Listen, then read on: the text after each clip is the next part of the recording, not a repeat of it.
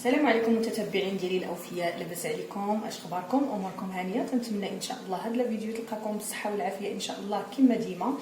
اليوم كما تشوفوا باغا نصاوب معكم البانكيك ساهل، ما فيهش تعقيدات. المهم بدون خلاط، غير بالخلاط اليدوي غنديرو غير بيدينا، ساهل خفيف ظريف، دغيا تيوجد.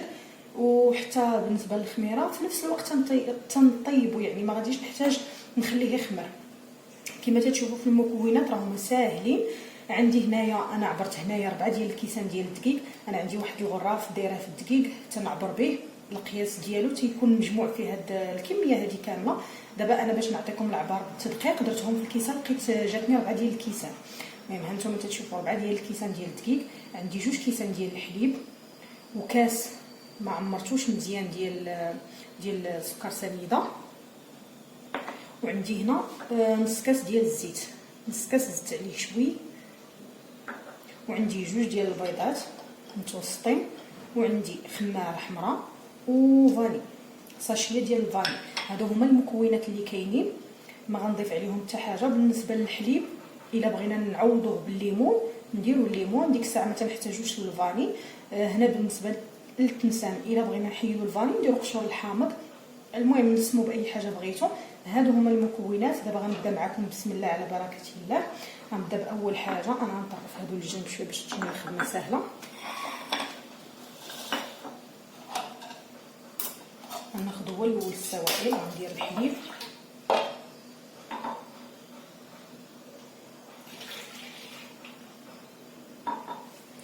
وغنضيف عليه الزيت، داك نص كاس ديال الزيت،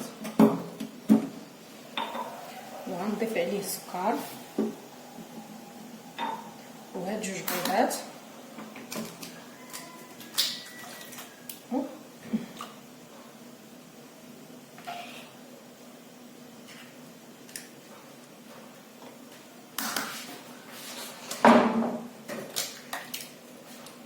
ديما الا طاح لنا القشور في هذا في الاناء وكان شي طريف صغير، بلا ما تحاولوا معاه بالمعلقه ولا بشي حاجه تيشد الوقت، تاخذوا غير القشور الاخر النص الاخر وتتهزوا به، راه دغيا تيتهز.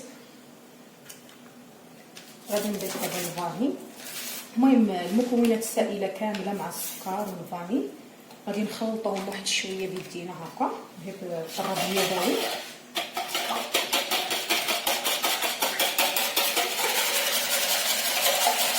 هاكا الا جا عندك شي حد على غفله راه هذا تيهنيك دغيا تينجح، ما تحتاجيش لما تغديري شي حاجه غادي تخمر ولا شي حاجه باقي عندها الوقت غادي توجد على مده. يعني هذا ساهل وتيحمر الوجه، راه تيجي زوين.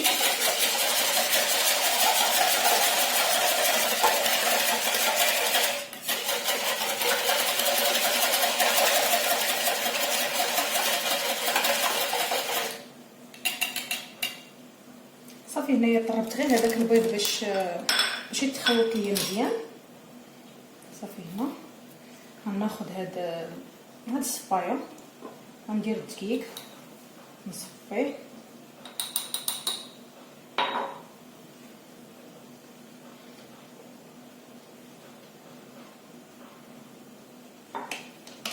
غندير مع هاد الخماره هادي. الخماره غير وحده، دابا راه سخون الحال، وحتى الا بارد الحال غتستعملوا غير وحده. الا زدتوا عليها وحده اخرى راه غادي يفيض لكم، غيولي ما غاديش حتى في الطياب ما غاديش يجي هو هذاك. خماره وحده راها كافيه.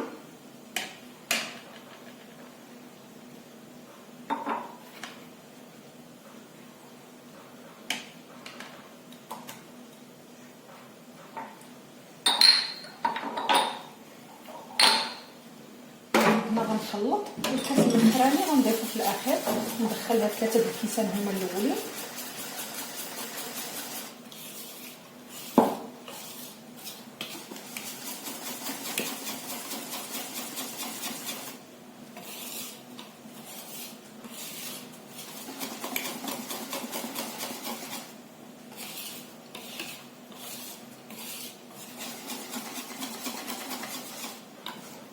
باقي يبان لي خاصو، يعني هذا الكاس الاخراني ما تنظنش غنضيفو كامل، غندير غير النص.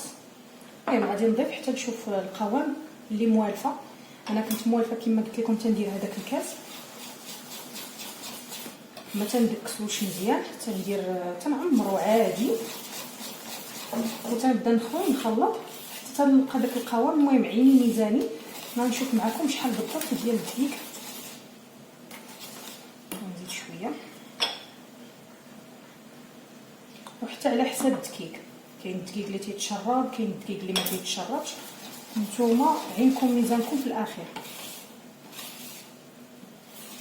صافي هانتوما شاط ليا منه واحد شويه، قل غير ربع يعني كاس. هانتوما القياس اللي بقى ليا في الكاس، يعني ربع كاس اللي بقى ليا من كاس. صافي القوام غنخلطو مزيان، القوام راه هو هذاك. صافي نخلطو هكا مزيان ومباشره غادي نطيب، ما غاديش نحتاج نخليه يخمر. شفتوا كيفاش جا؟ صافي هو هذا. نزيد نضربو غير واحد شويه باش ما نغطيش عليكم. صافي شفتوا القوام ديالو كيفاش جا؟ تقريبا بحال الكيك العادي اللي تنديرو في الفران. صافي غادي ندوز دابا نجيب المقله وغادي نطيبو. هنا غادي نبدا معكم ان شاء الله في الطياب. بغيت نقول لكم كواحد الاشاره بالنسبه للطياب، راه تيختلف من مقله لمقله على حسب كل مقله وكيفاش. المهم هنا بسم الله راني شعلت البوطه، المقله سخنات اكثر من اللازم على ما اظن، خاصني نهز غير شويه. هذه هي الطريقه باش تنديرو، نبسطو غير شويه بالظهر ديال المغرفه. صافي نحط نفس الشيء بالنسبه للمقله الاخرى، ندير نفس الكميه باش يجيوني تقريبا متساويين. صافي ونخليها تطيب. كاينه الطريقه ديال المقله الا بغينا نهزوا المقله ونديروا ليها بحال هكا، ولكن في الاخير راه تيجيو هاد الجناب ديال البانكيك تيجيو رقاق على الداخل. داكشي علاش نديرو غير بالظهر ديال المغرفه باش يبقى كله شد واحد القياس.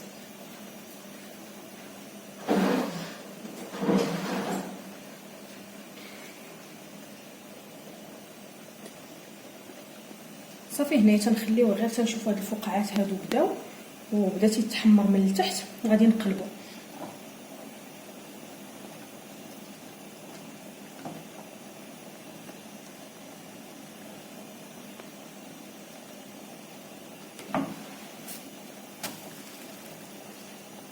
هنا جات محمره اكثر من القياس، حيت انا فاش كنت نصور خليت المقله فوق البوطه، حتى هذه غنحاول نقلبها.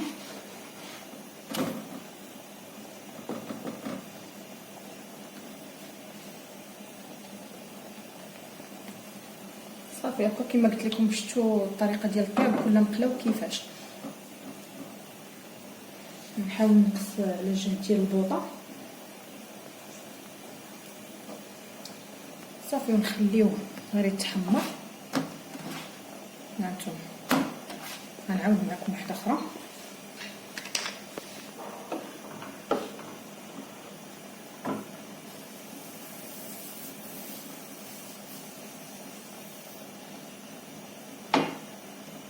تيجي ساهل.